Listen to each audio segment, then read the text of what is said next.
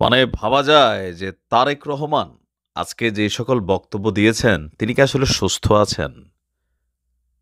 মানে আমাদের রাজনীতিবিদদের মধ্যে যে কমন একটা জিনিস আছে যে তাকে যখন আপনারা তেলবাজি করবেন বা তাকে প্রশংসা করবেন অতিরিক্ত ফুলাবেন, ফাঁপাবেন, তো পলিটিশিয়ানরা আসলে খুশি হয়। তারেক রহমানও একসময় কিন্তু খুশি হইতো। কিন্তু দীর্ঘ ১৬ বছর বাংলাদেশের বাহিরে থেকে, দূর থেকে বাংলাদেশের পরিস্থিতি অবজার্ভ করে, আওয়ামী লীগ সরকারের পতনকে অবজার্ভ করে, এই পতনের পেছনের যেই কারণগুলো সম্ভবত সেগুলোকে অবজার্ভ করে বিএনপি এই টার্মে ক্ষমতায় আসার আগে যেই সিদ্ধান্তগুলো নিচ্ছে, প্রত্যেকটা সিদ্ধান্ত কিন্তু যথেষ্ট প্রশংসনীয়। সেম সিদ্ধান্তগুলো যদি আমাদের অন্যান্য রাজনৈতিক দলগুলো নেয়, দেন একটা পারফেক্ট আউটপুট আসবে। তবে তারেক রহমানের এমন কর্মকাণ্ডকে আমি সাধুবাদ জানাই, বাট অনেকে বলছেন যে তিনি ঠিক আছেন কিনা, ঠিকই আছেন, বা পৃথিবীতে রাজনীতি এই লেভেলেই চলে, এগুলো বাংলাদেশে আমাদের অতিরিক্ত তেলবাজির কারণে নেতা এমপিরা জনগণের মানে কি বলা হচ্ছে, তারা সেবকের জায়গায় তারা মালিকানা দাবি করে বসে আর কি। ঘটনা হচ্ছে দুইটা। প্রথমত, আজকে তারেক রহমান সাহেবের জন্মদিন।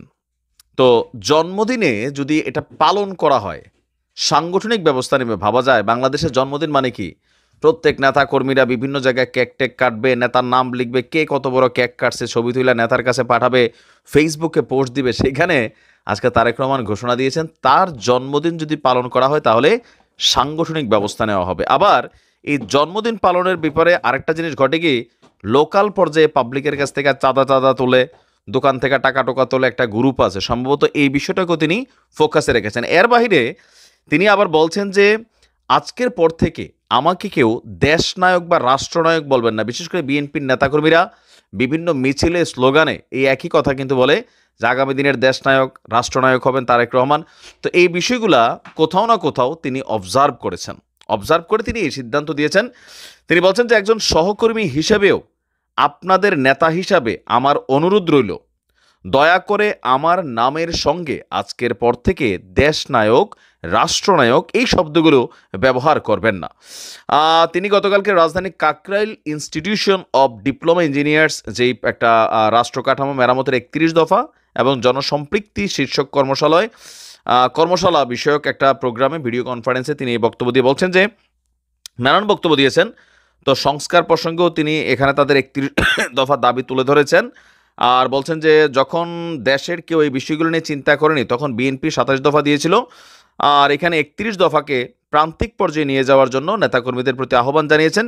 গ্রাম পর্যায়ে ৩১ দফা নিয়ে উঠান বৈঠক করারও তিনি আহ্বান জানিয়েছেন। এর পাশাপাশি আমরা যদি দেখি জন্মদিন সম্পর্কে তার যেই বিশেষ ঘোষণাটা কি, আমি একটু তথ্য অনুযায়ী বলছি। বলা হচ্ছে যে আজকে ওনার ৬০তম জন্মদিন।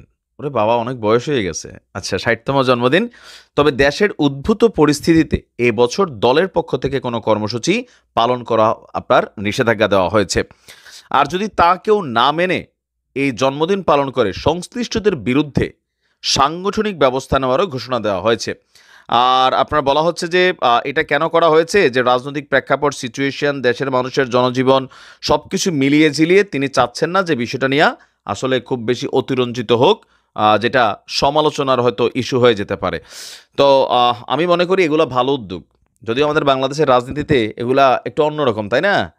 নেতার পোতা পোতার ছোতা যদিও জন্মদিন হয় আমরা গরম করে ফেলি ফেসবুক, শুভেচ্ছা দিতে পারেন কিন্তু কেক টেক কাটা যাবে না। কোনো জায়গায় জন্মদিন উপলক্ষে ৫০০, ১,০০০, ২,০০০, ২৫০ টাকা চাঁদাবাজিও করা যাবে না। দেশের বাহিরে থাকার কারণে, ক্ষমতার বাহিরে অনেক সময় থাকলে পরিশুদ্ধ হইয়া মানুষ ফিরে। আমরা আশা করি আমাদের প্রত্যেকটা রাজনৈতিক দল এরকম পরিশুদ্ধ হইয়া ফিরলে বাংলাদেশের মধ্যে প্রকৃত গণতন্ত্রের স্বাদ আসবে।